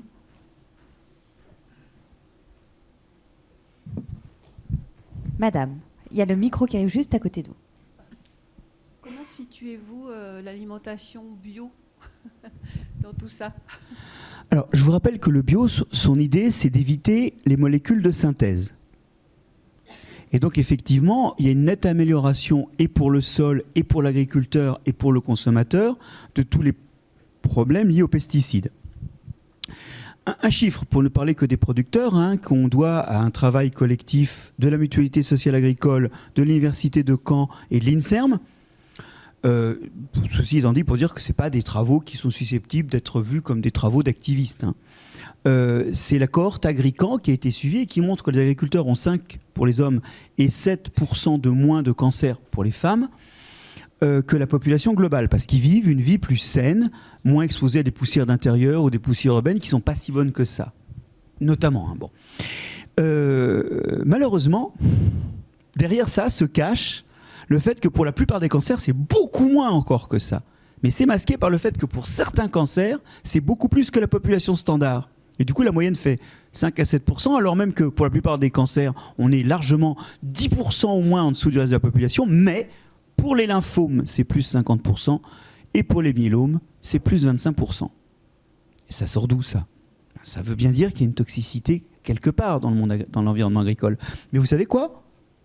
Si vous regardez la population qui vit au bord des champs, elle a le même profil de cancer que les agriculteurs. Donc ça doit être un truc qui est lié à l'activité agricole et qui doit être dans le champ aussi, puisque quand on est à côté du champ, c'est comme si on était agriculteur. Alors, je vous laisse deviner ce que c'est. Mais donc l'agriculture bio, elle a cette vertu d'avoir enlevé les pesticides. Après, on pourrait regarder les choses dans le détail. Elle utilise encore du cuivre. Le cuivre, c'est moins grave que le glyphosate. C'est pas parfait non plus, mais c'est nettement moins grave. Il y a un procès autour du cuivre qui est un procès injuste. D'autant plus que beaucoup d'agriculteurs conventionnels en arboriculture et en viticulture utilisent aussi du cuivre. Donc le problème du cuivre, je le marginaliserai. Le problème, c'est que ça laboure. On laboure. Et ça, c'est pas bon. Donc moi, je suis un consommateur de bio. Mais en même temps, je suis conscient que les choses pourront évoluer et qu'on pourra peut-être demain arriver à faire une agriculture biologique et de conservation. C'est déjà possible. En maraîchage, les surfaces sont telles qu'on peut désherber à la main. Donc il y a aujourd'hui des gens qui sont à la fois en agriculture de conservation et à la fois en agriculture biologique. C'est plus dur à l'échelle de 250 hectares de céréales, c'est clair. Et ça reste à inventer. Mais qu'on ne me dise pas, souvent d'ailleurs au nom de la défense du progrès, qu'on risque d'affamer l'humanité en cherchant cette voie-là. Ok? Parce que sinon, on va rester tous sur le constat qu'on avait déjà fait en 1537. Je ne sais pas si vous vous souvenez. Les plus vieux se souviennent, on avait dit, oh, de toute façon, vu le nombre de gens qui se sont écrasés en essayant, l'humanité ne volera jamais. Ça, c'est sûr que si on se dit que l'humanité ne volera jamais et qu'on ne cherche pas de ce côté-là, on ne fera pas d'avion. Remarquez que des fois, on se demande si on a bien fait de faire des avions, d'ailleurs. Mais enfin, vous y êtes, il faut croire dans le progrès. Et pour l'instant, moi, je mange bio. Et j'essaie de faire manger bio autour de moi parce que ce n'est pas la joie pour le bio en ce moment. Vous savez, 12% de baisse de débouchés sur une année courante, ça, c'est en train de démolir la filière. Donc, ce n'est pas contre le bio, c'est pour dire que c'est perfectible. Et j'espère que ça répond à votre question. Monsieur là-haut. Ok, j'ai vu 2 autres personnes. Ouais. Ah, pardon? Ah oui, éventuellement. Vous avez évoqué comme exemple les toitures végétalisées. Je crois savoir par ailleurs qu'il y a certains pays, notamment asiatiques, qui font des efforts d'agriculture urbaine ou de végétalisation urbaine, etc. Mais je dirais, quelle inquiétude il faut avoir par rapport à la pollution du milieu urbain qui produirait donc de l'agriculture locale, réduisant les transports, etc. Enfin, ça a plein de vertus, mais ça a aussi des risques de pollution de cette agriculture. Dans l'état actuel, quand vous consommez du miel, le miel urbain n'est pas forcément plus dangereux que le miel pas urbain. C'est pas pour les mêmes raisons, mais quand vous faites un total, c'est pas évident que... Bon. Mais vous avez raison, en ville, il y a des pratiques qu'il va falloir commencer à éviter. Je suis d'accord. Et parce que c'est des pratiques qui contaminent tout l'environnement et notamment les sols. Ensuite, l'agriculture urbaine ne va pas nourrir l'humanité, c'est un complément alimentaire. C'est un complément alimentaire qui a aussi des vertus pédagogiques. parce que les gens commencent à vivre au contact de la plante, ils commencent à vivre au contact de la production agricole. Et puis ça a aussi des aspects esthétiques, des aspects thermiques qu'on a dit. Surtout quand cette agriculture urbaine elle est au sol, vous rouvrez des portions de sol et ce sol il boit l'eau, il va l'évaporer en été, ça fera de la fraîcheur et puis il évitera les inondations. Donc il y a tout un tas de fonctions de l'agriculture ou de la culture de plantes en ville. Hein. Mais on ne va pas nourrir l'humanité parce que quand vous regardez les fermes urbaines, on fait des salades, on fait des radis, on fait des tomates. Mais en fait, la ration alimentaire de l'humanité, c'est aux 2/3 des graines. Du blé, des lentilles, du soja, vous y êtes ? Et ça se fait pas en agriculture urbaine. Donc l'agriculture urbaine, c'est un petit plus d'alimentation, mais de toute façon, il nous faudra des sols. En grande quantité. Et d'ailleurs, dans l'agriculture urbaine, il y a deux petits défauts, c'est que le sol, il n'a pas été formé sur place, il est importé, hein, donc il vient de quelque part. C'est pas un sol qui s'est généré lui-même, il a fallu déshabiller Pierre pour habiller Paul. Et la deuxième, c'est que souvent, quand on passe à des agricultures urbaines très productives, vous voyez, comme les fermes verticales, bon bah là, il faut y mettre de l'engrais, et on a déjà dit ce que ça faisait. C'est coûteux en effet de serre, et c'est vouloir réinventer technologiquement un outil qu'on a, enfin qu'on avait avant de l'artificialiser dans certains coins, mais qu'on a encore dans d'autres coins, c'est le sol. Donc, je crois à la végétalisation de la ville, mais je sais bien que la nourriture ne viendra pas massivement des fermes urbaines et que quand elle en vient, je parle des fermes urbaines, pas de toits végétalisés ou de jardins productifs de petits fruits ou de choses comme ça. Quand elle en vient, c'est pas forcément beaucoup plus écologique. Hein. La production intensive de nourriture en ville, ça me paraît pas une solution. Je ne sais pas si c'est dans ce sens quelle est votre question.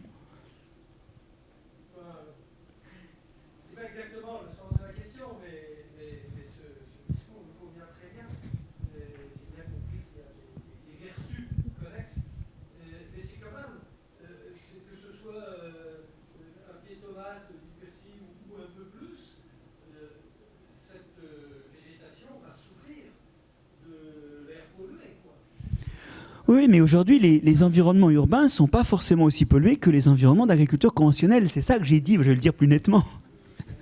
Donc, quand effectivement il y aura de l'agriculture biologique de conservation partout, bah là, on ne mangera plus les produits de la ville. On va faire Mademoiselle qui est au-dessus d'abord. Après, on viendra là. Je crois qu'il y a une question ici. Ah, alors, ça y est. Bonsoir. Je voulais déjà vous remercier pour votre intervention. C'est très intéressant. Alors moi, c'est pas une question, mais c'est plutôt une remarque par rapport au fait que vous avez dit qu'il faut sensibiliser finalement la nouvelle génération qui sont dans les écoles, donc aussi bien en maternelle qu'en école primaire. Mais alors, c'est pas que je suis pas vraiment d'accord. Je pense qu'il faut le faire, mais il faut pas leur mettre ce poids sur les épaules et cette responsabilité, parce qu'aujourd'hui, on a des maires, des personnes qui sont au gouvernement, des chefs d'entreprise qui sont pas encore à la retraite et qui ont en fait un pouvoir et un devoir finalement de déjà changer les choses. Donc ça, je pense que faut pas attendre et mettre tout l'espoir dans la nouvelle génération, parce que justement on peut leur montrer l'exemple en faisant les changements déjà actuellement. Et il y a autre chose, c'est qu'aujourd'hui on est tous, enfin quand je dis nous, les grosses entreprises, les multinationales sont, il y a l'appât du gain. Donc par exemple, je prends typiquement ce que vous avez dit concernant le fait, par exemple, les programmes immobiliers qui vont acheter à certains terrains, prendre des terrains agricoles qui sont maintenant constructibles pour pouvoir faire des nouveaux projets immobiliers. C'est beaucoup plus rentable pour eux de faire ça que de détruire un bâtiment qui est complètement qui est vieux et de reconstruire derrière. Donc en fait, je trouve, à mon sens, les grandes entreprises, c'est à eux de montrer l'exemple et c'est à eux en fait d'être acteurs finalement pour préserver le sol, pour préserver l'environnement. Et en fait, ça ne se fera pas. Oui, il ne faut pas chercher qui est responsable. Il faut tous gérer notre part de responsabilité. Et si jamais vous avez envie d'acheter un pavillon, de monter un pavillon, ça ne va pas non plus. Mais je suis tout à fait d'accord avec vous. Alors, il y a deux choses. Mais au fond, je suis d'accord, vous allez voir. La première, c'est cette histoire de l'éco-anxiété et du poids qu'on fait poser sur la génération suivante. Alors, vous avez vu que dans mon discours, je vous ai montré quand même qu'il y avait des perspectives de solutions au moins partielles. Hein, ça n'a jamais été un discours pour dire c'est l'horreur. C'est pas un discours collaptionniste. Hein, c'est un discours où on voit qu'il y a des solutions. Et moi, je dis souvent, notamment quand je vais dans des lycées, que c'est vrai que nous avons failli, notre génération a failli à transmettre ce qu'elle avait. Ça, c'est sûr. Hein. enfin ma génération en tout cas, vous êtes plus jeune que moi, donc vous pourriez vous mettre en retrait de ce jugement, mais ma génération a failli à ça. Mais en même temps, elle a fait une chose qui est cette énorme boîte à outils, d'accord, qui est la compréhension écologique, ou aussi la compréhension de notre santé, de notre lien au milieu.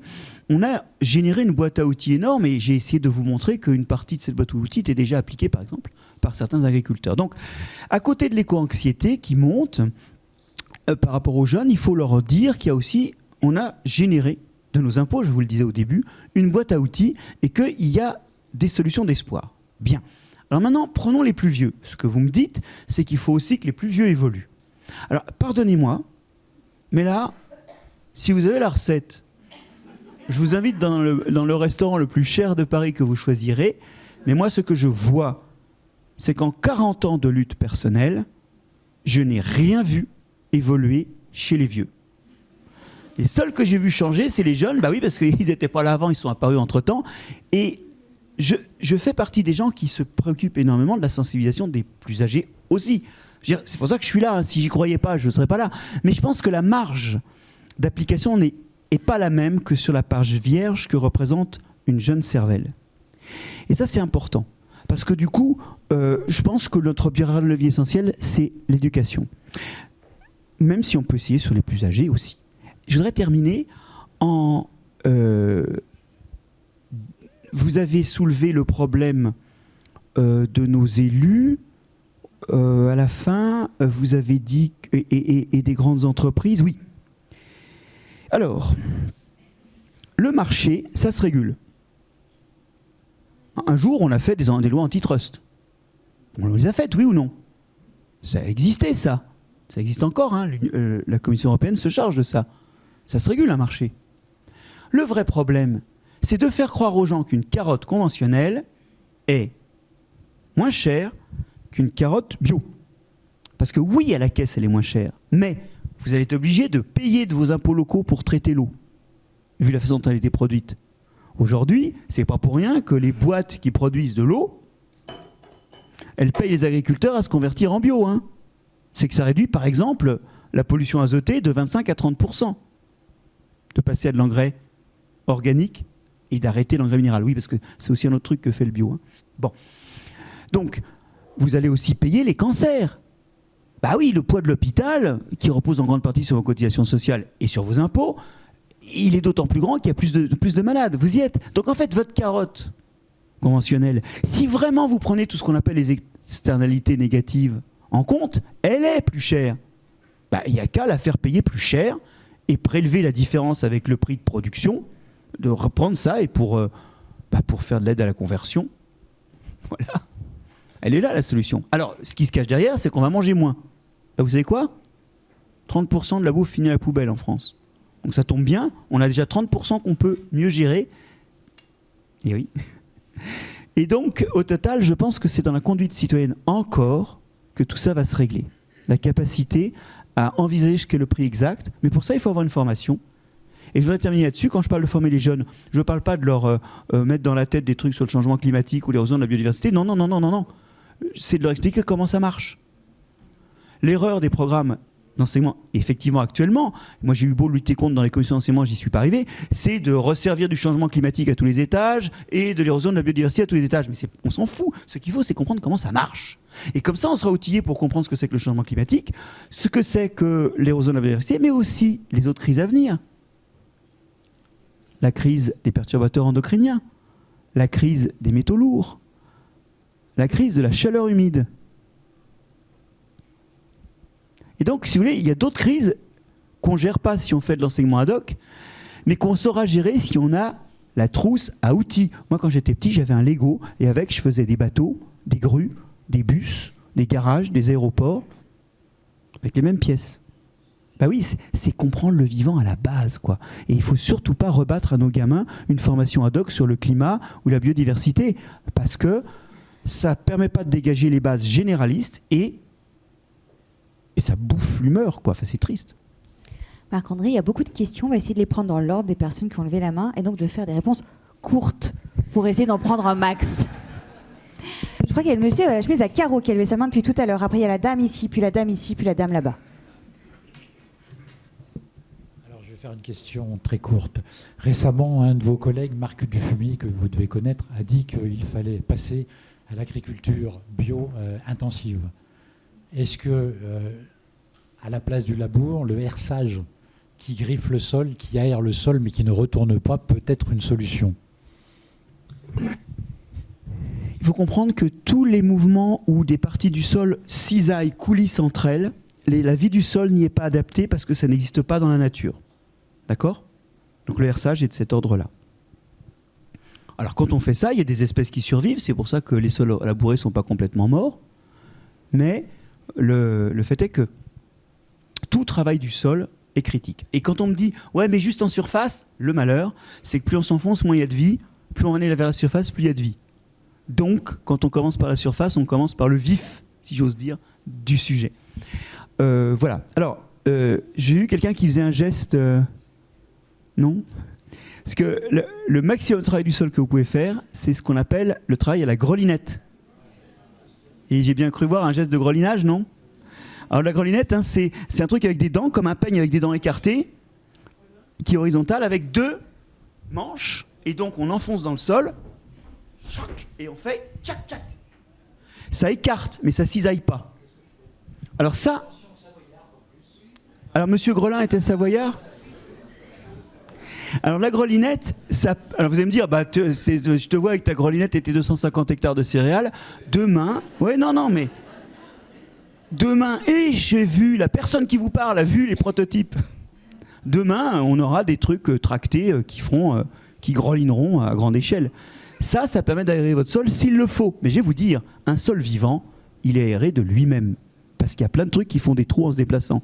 Des bactéries, des amibes, des champignons qui poussent et qui meurent, des racines qui poussent et qui meurent, des acariens, des vers de terre. On n'a pas le temps de faire les autres. Madame avec le pull rouge qui était là. Bonsoir, merci d'abord aussi pour tout ça. J'avais en fait deux petites questions. Première, c'est comment est-ce qu'on fait dans l'enseignement pour former les jeunes quand il est plus facile d'avoir des formations avec les entreprises, de financer des formations avec des banques, je suis désolée, on est dans une banque, mais que de trouver des intervenants, enfin en tout cas de payer des intervenants pour un club nature. Première question. Deuxième question, comment alors ça rejoint un peu la question de la dame là-haut, la sensibilisation de nos élus. Je ne sais pas si vous avez vu le Grand Annecy, qui n'est pas le Grand Paris, mais qui est quand même absolument désastreux aussi au niveau bétonisation. C'est tout du temps qu'on perd, et donc des surfaces qu'on perd, qui à l'avenir ne seront pas récupérables. Donc est-ce qu'il y a une baguette magique par là, ou je sais pas. Non, il n'y a pas de baguette magique. Mais en tout cas, pour ce qui est des classes, bon, on a la chance d'avoir un enseignement très centralisé en France, avec des programmes, des répartitions horaires. Bon, alors, je vais vous dire le nom d'une fédération que je préside, qui s'appelle la Fédération Biogé, qui regroupe le muséum, mais aussi des tas de sociétés scientifiques, des sociétés de citoyens, des sociétés de journalistes, des fédérations d'entreprises. On est 70 au total, et on se bat pour justement la promotion de l'enseignement de la biologie en France, des sciences du vivant et de l'environnement en France, avec deux idées derrière. C'est l'enseignement des mécanismes qu'on veut. Par exemple, au primaire, on ne va pas commencer à faire des trucs tordus. On va commencer à essayer de bien comprendre ce que c'est qu'une plante, à la voir, sentir, toucher, nommer les parties, envisager comment ça marche. Enfin, c'est le début de l'approche qu'on veut à ce moment-là, hein. C'est ouvrir la porte qu'on franchira dans le secondaire en termes de compréhension. Donc, on se bat pour ça, alors sans aucun succès. Aujourd'hui, on est dans un pays qui entend plus les matheux qui disent « bah oui, en 700 heures, on n'arrive pas à former les enfants aux maths, donc il nous en faut plus ». Moi, là, je ne saisis pas le raisonnement, parce que si j'ai 700 heures de bio et qu'ils sont mauvais biologistes, la première question que je me pose... Et là, je me la pose parce qu'effectivement, aujourd'hui, l'enseignement de la biologie n'est pas forcément parfait. Il faut vraiment se poser des questions. La première question que je me pose, c'est celle de qu'est-ce que je fais. Bon, bref. Enfin, je ne le fais pas plus, j'essaie de le faire différemment. Et donc, on s'est complètement fait voler le grand enjeu qui est plus de science dans la formation citoyenne. Et on voit bien avec la crise du Covid ou avec les crises environnementales dont on parle depuis tout à l'heure que c'est important. Parce que c'est un outil de liberté du citoyen, la connaissance scientifique. Donc, je suis d'accord qu'il faut revoir les choses et qu'on a une vision centrale de ça. Mais on a un autre problème. C'est qu'aujourd'hui, on n'enseigne plus dans les lycées ou dans les collèges. L'essentiel des enseignements, des acquis ou de ce qui influence les jeunes, c'est sur les réseaux sociaux. Et c'est une autre chose que j'ai eu l'occasion de défendre à l'Assemblée nationale devant la Commission des affaires culturelles, pour Biogé, qui était invité, c'est que demain, l'enseignement, c'est plus dans les lycées seulement. ou dans les collèges, c'est sur les réseaux sociaux.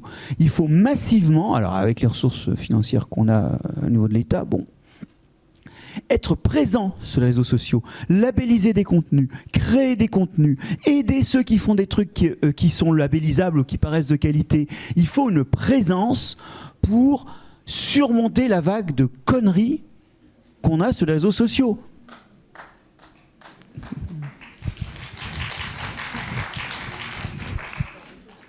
Marc-André Solo, j'ai l'impression qu'il y a encore plein de questions pour vous et pour autant, on va s'arrêter, mais il y a une suite avec un cocktail dînatoire pour prolonger les échanges. Et donc, je suis certaine que vous pourrez parler avec plein de gens à ce moment-là. Oui, la bouche pleine, mais... beaucoup pour votre intervention.